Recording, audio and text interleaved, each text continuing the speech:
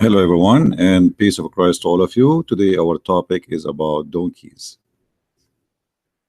I like donkeys, and actually, I have a very good experience with them. Um, Now, like people, they think donkeys are really stupid, but I don't think so. I think it's stupid to believe that there is somebody, if you believe in him, he will give you a lot of women and they will have a very big bum. I don't think donkeys believe in that. But still, our topic is going to be about donkeys, which mean a donkey here is involved, but it's not by his choice. Uh, Hello, everybody from Indonesia. And actually, this is why I am doing this early. So people who they are from Indonesia, they are with us. Otherwise, I know most of people now, especially like the majority of those who follow me, they are already in bed mostly. So what the donkey have to do with our story today? You know, I mentioned before something Muhammad he said, but what we will do, we are going to try to analyze how Muhammad and what he think about his followers. Every teacher, in case we want to call Muhammad a teacher, he he speak to his student in their level.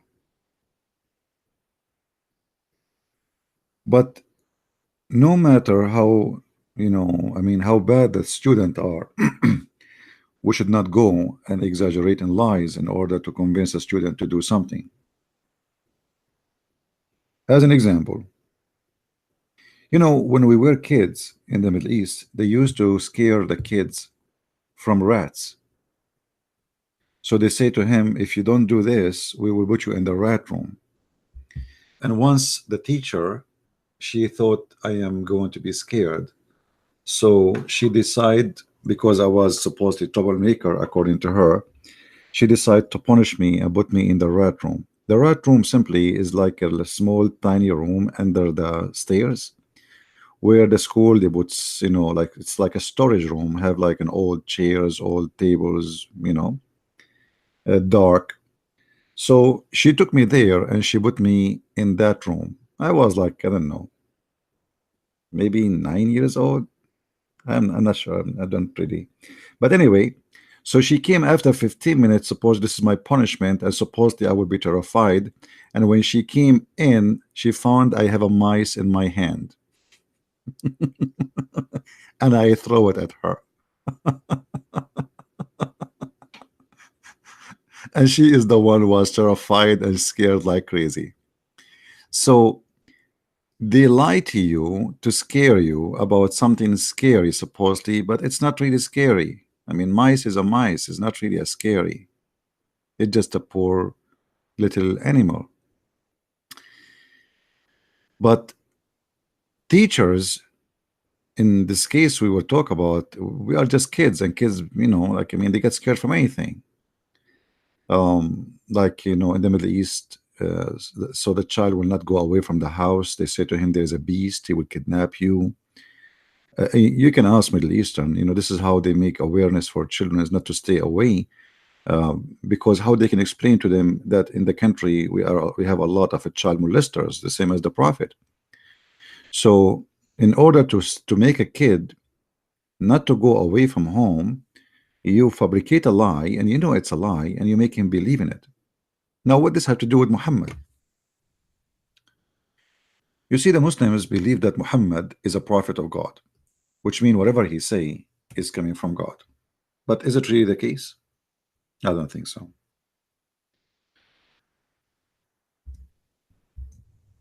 Let us read this hadith. The Prophet said, speaking to his followers,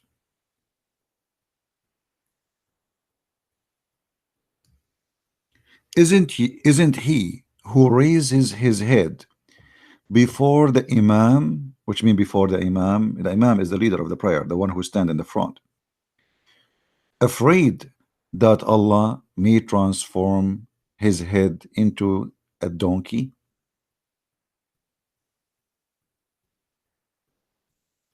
Here we see that Muhammad, not only he is playing as a false prophet, because supposedly he is telling something God told him.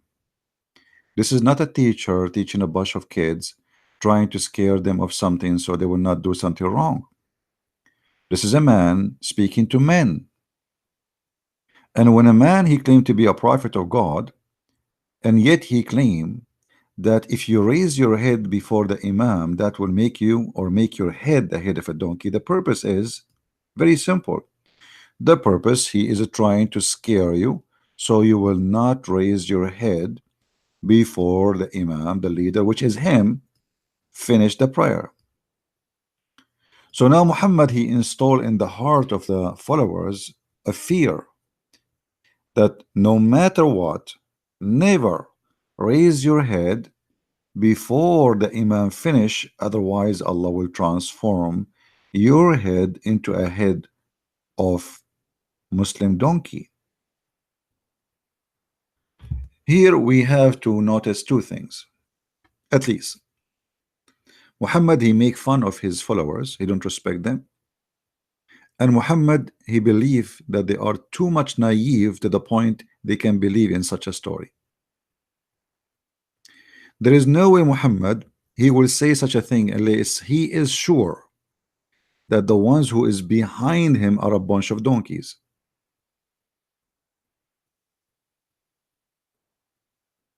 You know what I mean? Imagine you are exist in the time, you see, forget about Christians, forget about the Jews, forget about the Hindus, forget, let us go to the time of the Greek. I mean, imagine you are in the Greek time, and then the teacher, he is saying to you, a philosopher, Aflaton, saying to you, if you raise your head before your master, you will be cursed and you will transform into a donkey. I mean, people will laugh at him.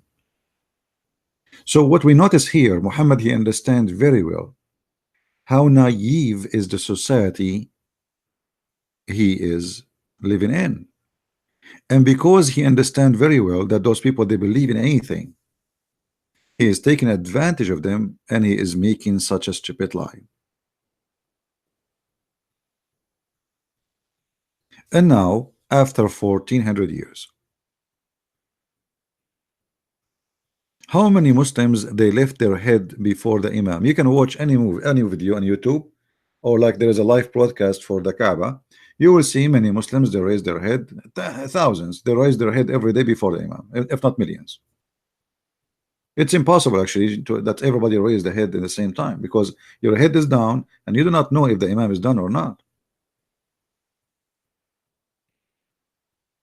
Yet until now, we did not see one Muslim his head became a head of a donkey.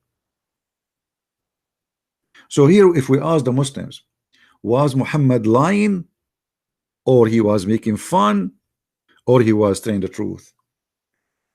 If the Muslim they say he is telling the truth, well, that's mean you Muslims are really crazy. Go right now, raise your head before the Imam, and you will see nothing will happen to you. If a Muslim will say to us Muhammad was exaggerating, which means he is lying to us, I mean, this is horrible. Which one? Which one you as a Muslim you choose for yourself? Muhammad always, he disrespect his followers and he made fun of them. Another example,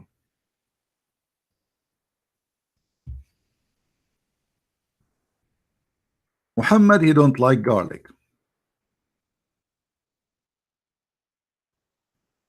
Okay, so what we will do now, how we can make the Muslims don't come to the mosque eating garlic? Muhammad, he claimed that angels don't like garlic.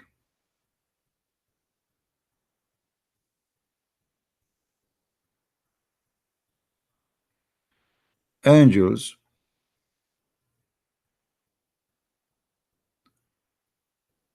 don't like garlic. Read this with me in love. And here we see another example of Muhammad making fun of his followers, claiming that he have a bunch of angels who they are coming from Romania, and they are relative to Mr. Dracula. So it's offensive. This is an offensive plant. What kind of a prophet he says that angels will be harmed by garlic? He said, who is talking now? Muhammad. He who eats of this offensive plant, between two brackets, i.e. garlic and etc. He said, he who eat onion and garlic and leek should not approach our mosque, for the angels are harmed by the same things as the children of Adam.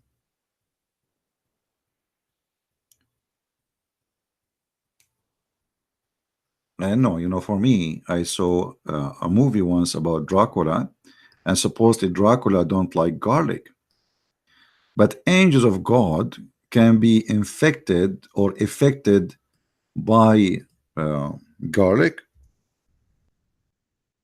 That need a lot of explanation from anyone who believe in Muhammad to be a prophet of God. Obviously, Muhammad, he is really not respecting his followers, and he believed that they are a bunch of kids, and whatever he says to them, they have to take and accept. What garlic? We are talking about angels of God, and yet you tell me an angel who will be scared of garlic? Another example.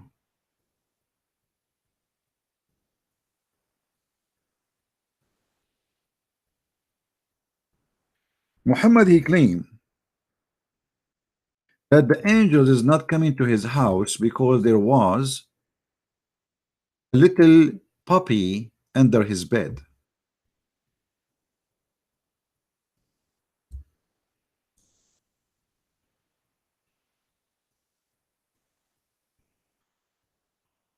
Muhammad, for some time, the angel is not coming to his house.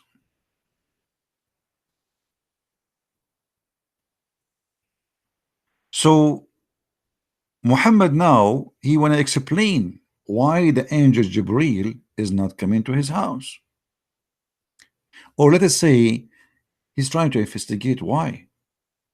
Aisha reported that Jibril made a promise with Allah messenger to come to him at definite hour. Okay, see, Jibril is a businessman. You know, I will come to you, let's say 6 o'clock, he will be there 6 o'clock, never late.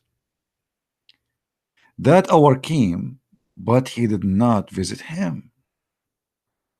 And there was in his hand, the hand of Allah apostle, a staff. He threw it from his hand and said, never. He was upset. Never has Allah of his or his messenger angels over broken their promise. Muhammad now is worried. Allah broke his promise. Then he cast a glance and he found the puppy under his coat. By the way, this is a fast translation. It's not really under the coat. It is under his bed. Cot. His cot is mean bed? I don't know if the translation is correct. I don't know what really cot mean. Cot. Is cot mean bed? I'm not sure. If it's mean bed, that's mean this correct translation. And he said, Aisha, and by the way, supposedly it is dead. This dog is dead. You know, the story is actually more complicated than this. Supposedly here it says a certain hour, but the fact the angel he stopped coming for some time, a few days, few weeks, and now we have a dead dog under the bed of Muhammad. But let us say it's a living dog. Let us say it's not dead. So there is a puppy under the bed of Muhammad, and Muhammad said to Aisha, when this dog enter here, she said, by Allah, I do not know. Then he commanded, and it was turned out. Jibril came, and Allah messenger said to him, you promised me, and I waited for you. I mean, what's wrong with you, Jibril? I waited for you. but you did not come. Whereupon he said, it was a dog. Jibril, he said, it was the dog in your house, which prevented me to come. For we angels do not enter a house, have a dog or a picture.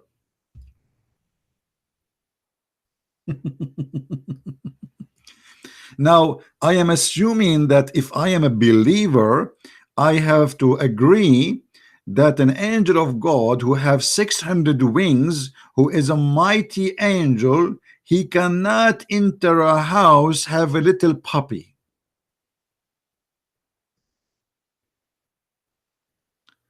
I mean, truly, I'm really convinced. Obviously, Muhammad is saying the truth. Now, here we see, we spoke in the beginning that Muhammad, he speak to a society of a low IQ. But obviously, he himself is a low IQ too. Because, you see, I mean, you don't have to come with such a story that the angel is not coming because of a dog in a picture. What picture? And what dog? I mean, dogs are everywhere. The earth have a dog anyway. The whole earth. What about the angels will not enter to the earth because we have dogs in the earth?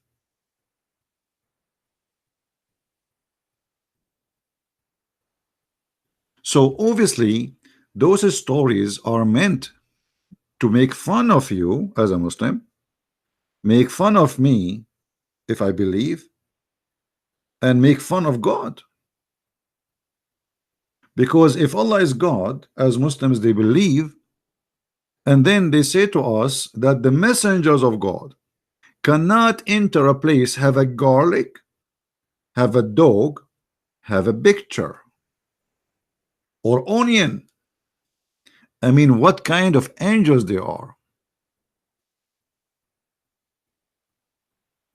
And by the way, I am not worried about any of the angels of Allah to come to my house, because I have my TV on, which is a picture, and I have garlic in my kitchen, so I'm totally secure and safe. So when somebody he come to me and he says he's a Muslim, what does that mean exactly, to be a Muslim? To be a Muslim, it's mean that you believe that angels are like a Dracula who fear garlic. And by the way, I don't think that Muhammad he copy the story of a Dracula from anyone. I mean, I think they are copying him. I mean, how this is amazing. How the Prophet knew this? Garlic?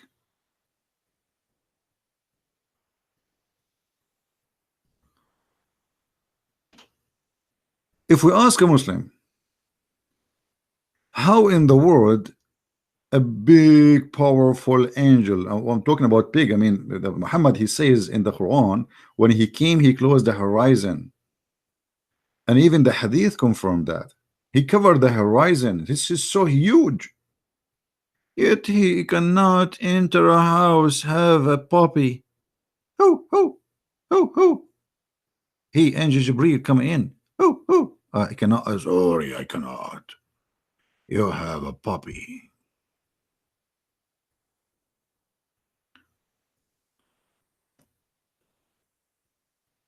Here we notice something very clear, that Muhammad not only disrespect his followers, not only he disrespect his God, claiming that the angels of God are very silly and stupid and cowards and useless.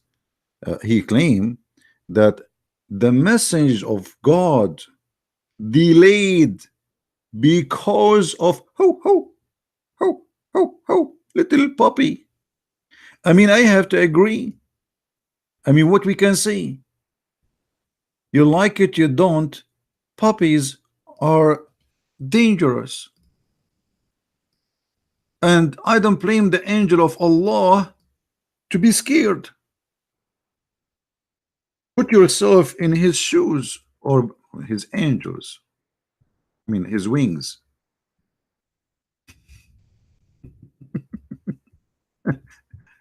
puppy? Look at this. You have an angel coming to your house, and then this angel, he see this. How in the world this angel will be able to enter your house? I mean, we have to be fair and we have to be realistic. This is very scary. And angels cannot enter a house, have a puppy. You know, we are Middle Eastern, right? And my family, we work as pirate. Actually, part of the Caribbean, like taken inspired from my family story. So we as pirate, once we enter a bank to rob it, but we saw inside the puppy like this, and we could not get in. And since that time, all banks in America, they are not getting any security cameras or police. They have a little puppy in the corner. Neither us, neither the angels can get in. Happy for you. The bank is secure. So I am mentioning those stories because if Muhammad is a prophet of God, and he claimed that he is speaking of God and knowledge of God, and yet he claimed that the delay, a delay of God message, God himself could not deliver to Muhammad a message because of a puppy. What kind of God we are talking about? Imagine Donald Trump, he sent his army and the leader of the USA Army in the front, and they arrive in front of somebody, a king, to deliver a message, but they could not get in because our army have a weakness. Please come in. He is waiting for you, for your message. You say, sorry, I cannot. You have a puppy. My friend, if you think Muhammad is a prophet of God, you better, and Jibril is an angel, you better stop believing in Jibril and believing in this puppy, because this puppy, obviously, he defeated Jibril. You see, this puppy can go where Jibril cannot go, which means wherever this puppy is, Jibril have no place. People, are you getting my point? Are you getting my point? If this puppy now, he enter out in the backyard of the house of Muhammad, the angels cannot go there too. So wherever the puppy goes, angels run away. So who is the weak?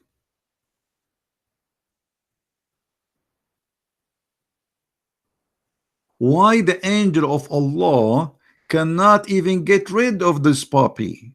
He is useless.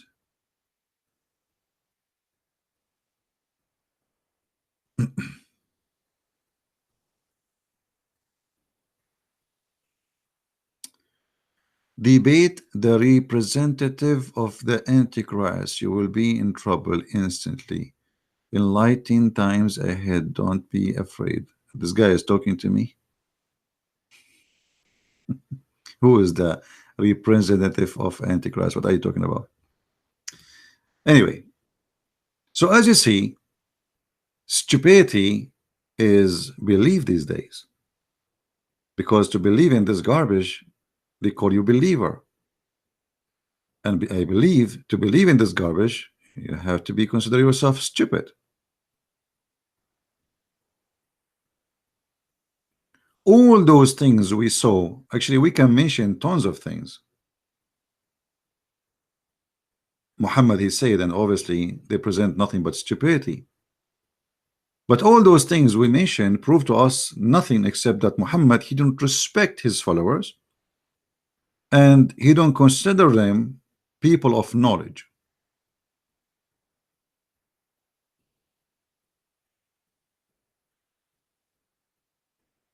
He considered them a bunch of kids.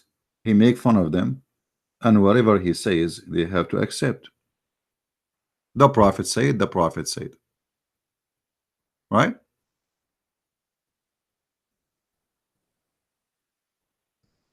Now, I would like to see Muslims leaving comment down there. And please, if you don't mind, I would like you to answer us. Why a little puppy?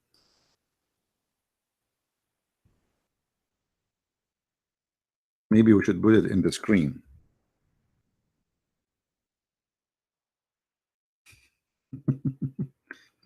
Why a little puppy defeated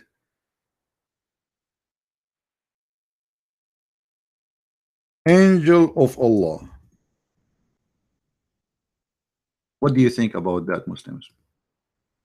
How such a thing can happen?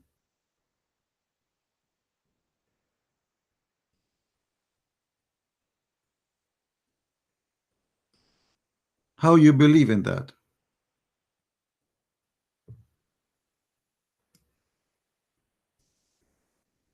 Let us put this, the question in the screen so Muslims can pause their comment under the video.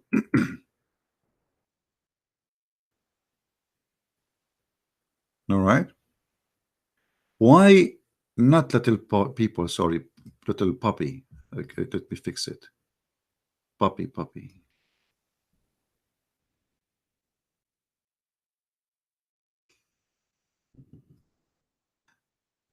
Why a little puppy? He was able to defeat an angel of Allah, and Allah himself could not deliver the message. How silly, how stupid, how funny. You tell me, Muslims, what do you think? Is that the powerful Allah? He sent his angel, yet the angel could not go through because there is a puppy.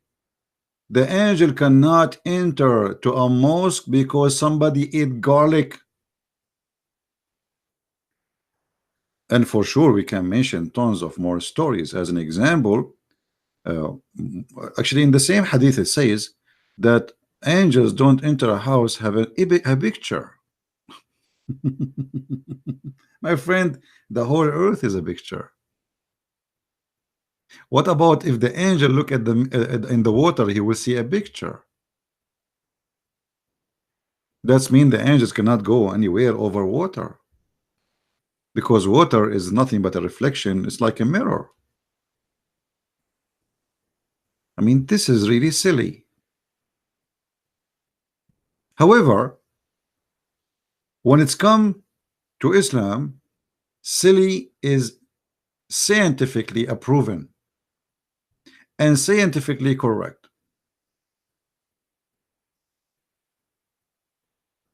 But for me, I laugh and I wonder what happened to the brain of a human being. How a human being can accept such a thing to be coming from God. Your God, Muslims, fear puppies. His message, his delivery cannot come to the Prophet because of a puppy.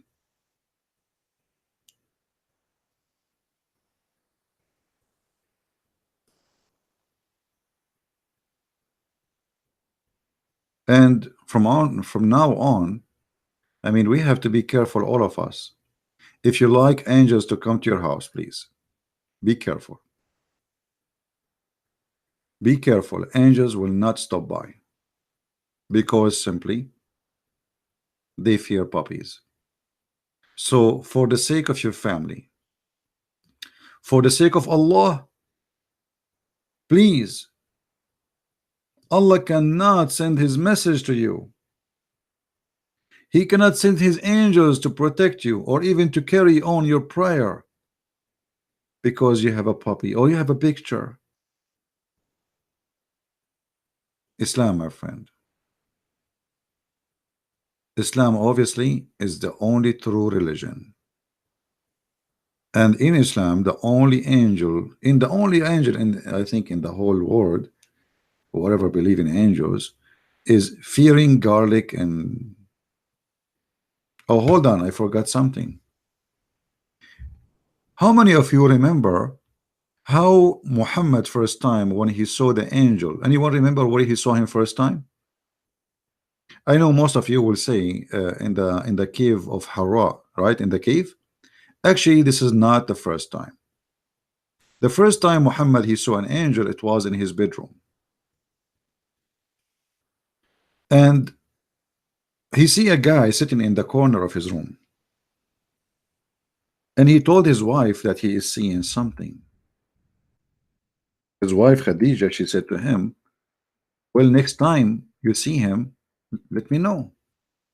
So the prophet, he saw him again. Let me search for the reference so I can show it to you.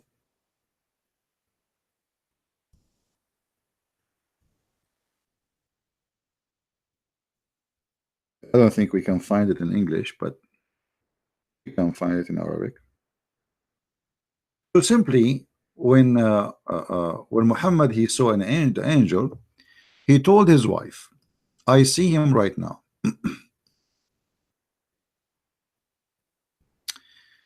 This is As-Sira Nabawiyya li Ibn Hisham, the book name. Volume number 1, page number 239. Khadija, she said to her husband, when you see the angel of Allah next time, let me know. And Jibril came. So the prophet, he told her he is here. So his wife Khadija, she ordered her husband to do the following. She said, stand up and sit in the top of my left leg or thigh. And then the prophet he said, and she said to him, Hal tarah? Do you see him? He said, yes, I do. She said, move and sit in the top of my right thigh or leg. And he said, and she said to him, do you see him? He said, yes, I do. She said, sit in the top of me in my lap. And he said, and she said to him, do you see him? He said, yes, I do. And then she started taking off her clothes, stripping. And she asked him, and the prophet was sitting in the top of her. And then she said to him, do you see him? He said, no. She said, glory to Allah. This is an angel. He is not a shaitan. Now, the funny is, the name of this story or the chapter is Imtihanu Khadija Burhanul Wahi, which means the proof that the prophet here received an inspiration of Allah. Here, what is the legs and the boobs and the lap of Khadija? However, here what we learn from this story, and we are mentioning this story because of the angel. If you ask the Muslims, what is the point of the story? I mean, how Khadija she was able to come to the conclusion that this is an angel? They said angels are shy. Don't you see the women she is stripping? They want to have sex. So the angel was sitting and watching when he sit in the top of her right leg, left leg, in the top of her. But the second she start taking off her clothes, the angel he run away.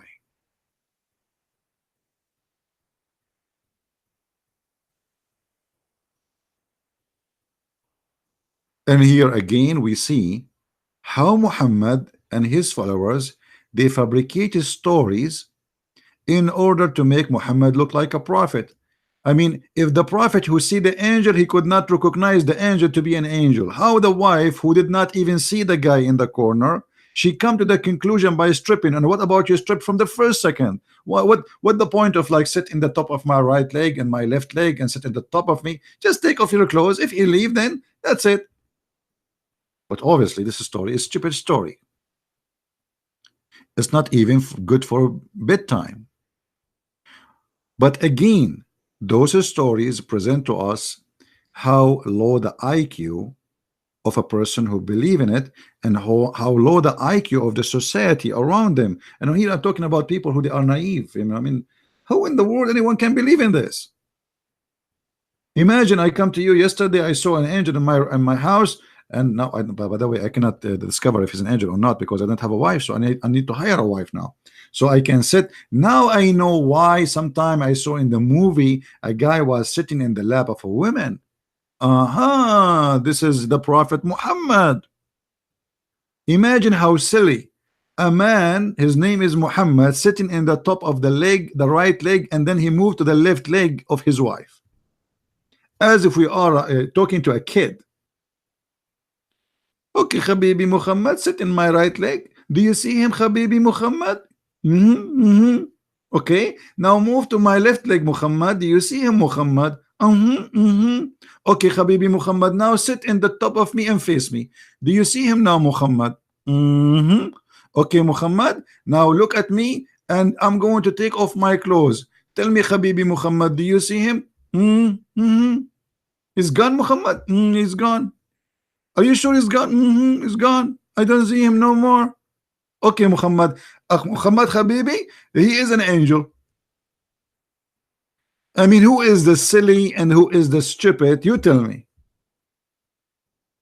That's why I say to myself, this video should be called "My Prophet Funny or Making Fun of Me?" Now, please, Abdul, I want you to leave your comment. Whatever this video is posted in, doesn't matter. When you see this video, please post your comment and show us where is the intelligence in the stories of your prophet, and how in the world you Muslims can believe in such a madness. And sadly, me myself, I cannot discover if there's an angel in my corner or he is the devil, because I don't even have a woman to sit in the top of her leg. And now I know the benefit of having a woman in the house. And now I know why Muhammad have 13 of them, because wherever he go, instead of carrying a woman wherever with him will go, he have a woman in every corner. The angels come, he sit in the top of the leg, and then he can discover if it is a genuine angel or it is the devil. With this, we say thank you guys for being here. Please download the video and don't forget to share it and watch it and show everybody how silly the prophet, who is making fun, let us say, who is funny or making fun of you Muslims, not me for sure. Thank you very much, and may the Lord bless you all. Christ is Lord and Islam is false, and the prophet is not funny. He is just a liar. Thank you.